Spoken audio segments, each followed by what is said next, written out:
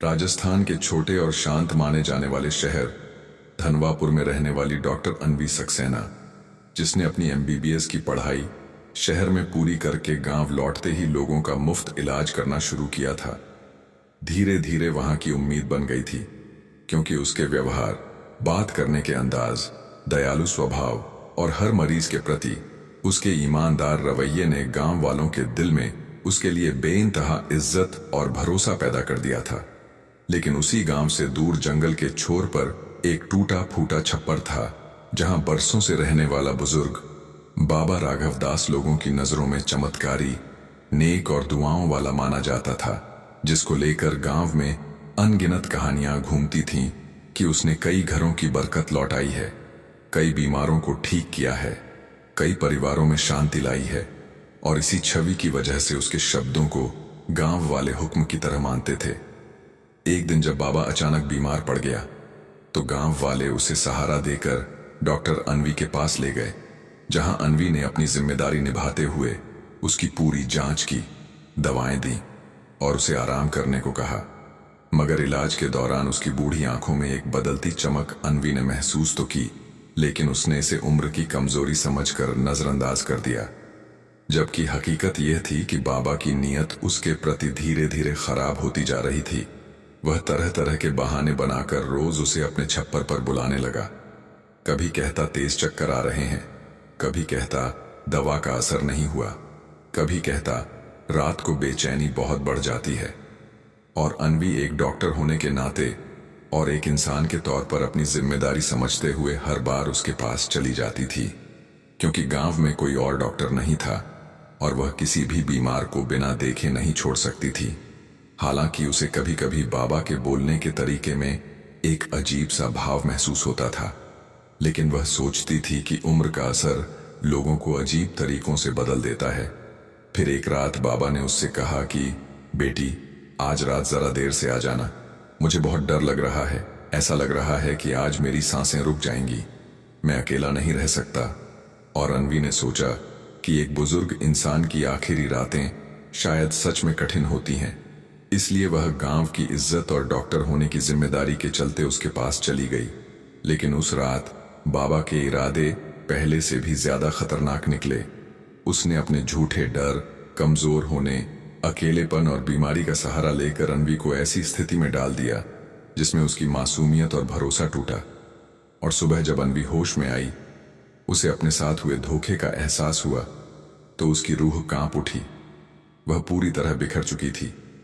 और तभी अचानक कुछ गांव वाले दुआ लेने आए और दोनों को एक ही जगह देखकर शौक में रह गए। देखते ही देखते यह खबर धनवापुर के हर कोने तक फैल गई। गांव दो भागों में बंट गया। एक जो बाबा की बरसों पुरानी नेक नाम छवि पर आंख बंद करके भरोसा कर रहे थे, और दूसरे जो अनवी के कांपते शब्दों, टूटे हुए भरोसे और उसके आंसुओं को सच मान रहे थे। बाबा अपनी सफेदी का नकाब पहनकर लोगों से बोला कि भाइयों, यह लड़की शहर से आई है, मैं इसे बेटी मानता था, यह मुझे बदनाम करना चाहती है। जबकि अनवी रोते हुए कह रही थी, मैंने तुम सबके घरों की दवा दी, तुम्हारे बच्चों को बचाया, गांव के हर इंसान का इलाज किया, क्यों मैं किसी पर झूठा इल्जाम लगाऊंगी। लोग बेहद उलझ गए। पंचायत ने अगले दिन बड़े पेड़ की छांव में बैठक बुलाने का ऐलान कर दिया। उस रात अनवी अपने छोटे से कमरे में बैठकर दुआ मांगती रही कि सच किसी तरह सामने आ जाए। वहीं बाबा जंगल के किनारे आग के पास बैठा चिंता में डूबा था कि अगर उसका असली चेहरा खुल गया तो बरसों से कमाया नकली सम्मान खत्म हो जाएगा। और अगले दिन जब पंचायत लगी तो दोनों को सामने बिठाया गया। सरपंच हरनाम सिंह ने कहा कि आज हम किसी एक इंसान का नहीं, बल्कि पूरे गांव की इज्जत का फैसला करने बैठे हैं। भीड़ सांस रोककर खड़ी थी। अनवी ने पूरे गांव के सामने अपने साथ हुए छल का सच बताया। उसकी आवाज कांप रही थी, मगर शब्दों में मजबूत भरोसा था। दूसरी तरफ बाबा बार बार अपने झूठे बहाने बदलता रहा। कभी खुद को कमजोर बताता, कभी कहता बेहोशी में कुछ हुआ होगा, कभी कहता लड़की पर भरोसा नहीं किया जा सकता। और जब पंचायत ने आसमान की कसम दिलाकर अनवी से सच बुलवाया तो उसने गांव वालों से कहा कि अगर आज मैं चुप रही तो कल किसी और लड़की का विश्वास, सम्मान और जिंदगी खत्म की जाएगी। उसके शब्दों ने भीड़ में एक सन्नाटा पैदा कर दिया।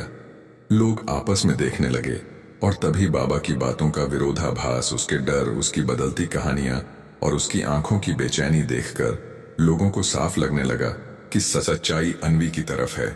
बाबा की नकली नेकी पर से पर्दा हटने लगा।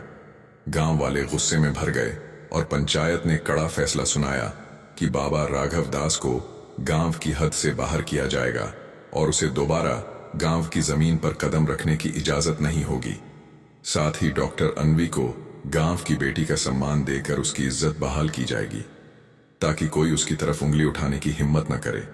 और उस दिन के बाद धनवापुर में यह बात मिसाल बन गई कि जो लोग नेकी का चोला पहनते हैं जरूरी नहीं वे अंदर से नेक हों, और एक अकेली लड़की की हिम्मत पूरे गांव का सच बदल सकती है।